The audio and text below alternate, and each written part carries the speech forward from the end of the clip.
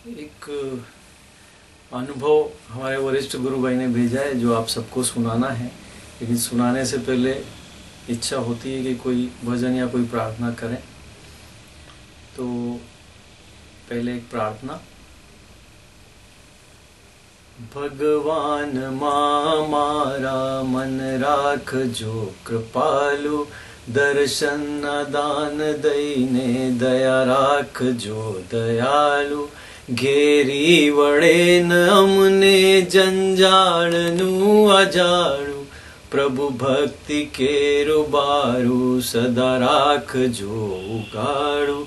हमें द्वारे तारा आव्या लेवा शरण तमारू, तमे आसरो ने आशा जो बल बधु अमारू। अज्ञाननु अंधारू गण जन्मोथी छवायु, ज्ञान ज्योति ने जगावी एने दूर करो दयालु। सदाचार अने संयम आलक्ष हो हमारू, आशीष दो न भूलिए कदिए वचन तमारू। भगवान मारा मन राख जो कृपालु।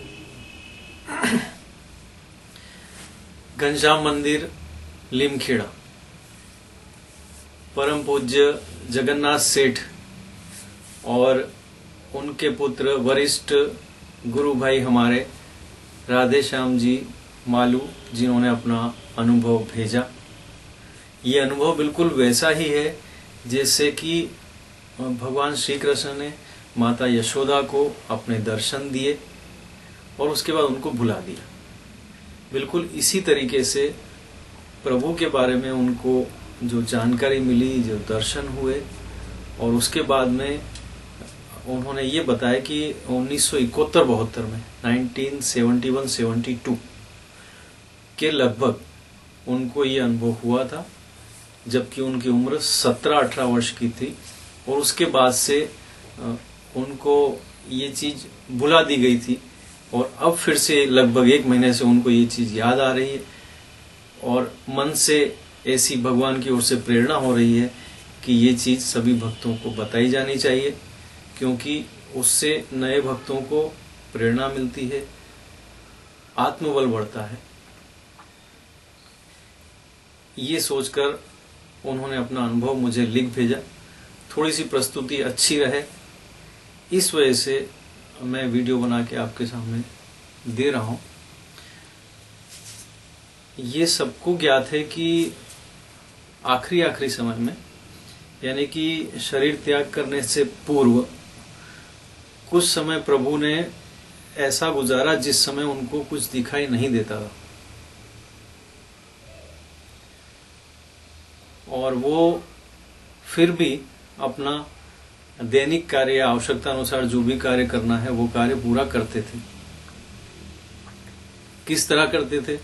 कुछ वरिष्ठ भक्तों से पहले भी इस बारे में चर्चा हुई, तो उनका ये कहना था कि उनके पास वो दिव्य दृष्टि थी, उनको तो किसी भी तरीके से दिख सकता था।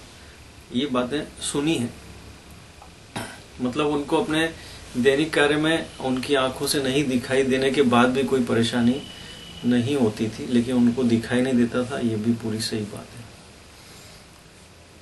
हमारे वरिष्ठ गुरु भाई वहां पर अक्सर आया जाया करते थे। उनका सौभाग्य था कि उनको वहां पर सेवा करने का मौका भी मिलता था, तो बार बार वो वहां पर जाते थे और सेवा का मौका मिलता था।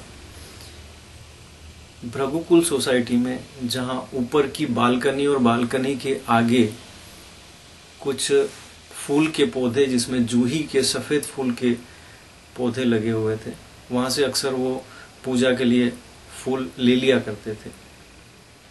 फूल लेने का समय था, फूल लेने का समय था, या हमारे वरिष्ठ गुरु भाई को दर्शन होने का समय था, प्रभु की मेहरबानी का समय था। ये सब हम विचार करेंगे। लेकिन जैसे ही समय हुआ, प्रभु ने उनको बोला कि चल आए अपन फूल तोड़ते हैं।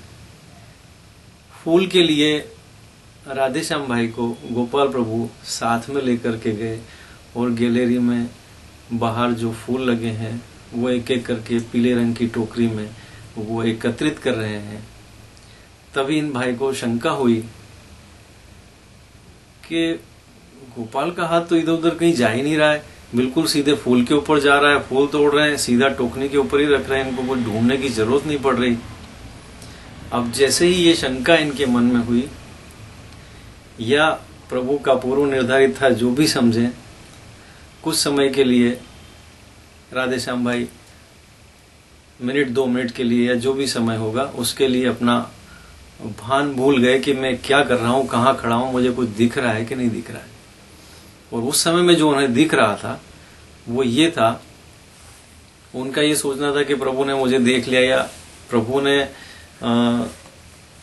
अपने बारे में जानकारी या अपना परिचय इनको अच्छी तरह से देना होगा। इसलिए राधे श्याम भाई को घनश्याम प्रभु और गोपाल प्रभु दोनों झूले पर बैठे दिखाई दे रहे हैं। चारों तरफ फूल ही फूल लगे हुए हैं और कई गुरु भाई, पुराने वरिष्ठ गुरु भाइयों के बीच में वो घिरे हुए हैं। इस प्रकार से उनको दिन में दिखाई दे रहा है, जबकि वहां पर कोई कुछ भी नहीं है। और वो अपना जो काम कर रहे हैं उस कार्य का भान उन्हें नहीं है कि मैं कहाँ खड़ा हूं और क्या कर रहा हूं। और ये उनको कुछ समय तक दिखाई देता रहा। उसके बाद में गोपाल प्रभु ने उनको बोला कि राधेश्याम फूल वीणे छे ने? कि हाँ गोपाल वीणु छो ने। तब जाके उन्हें ध्यान आया।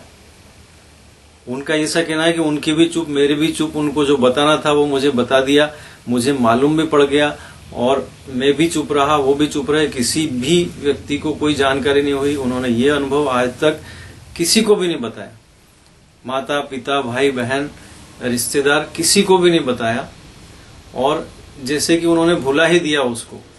और उसके बाद में फिर से उन्हें इस बात की स्मृति हो रही है और अब ये लग रहा है कि मुझे ये चीज सबको बताना चाहिए, जिससे कि भक्तों का विश्वास प्रभु के प्रति बढ़े और जो नए गुरु भक्त हैं, बच्चे हैं, उनको प्रेरणा मिले, वो इस चीज को समझें। जय गोपाल।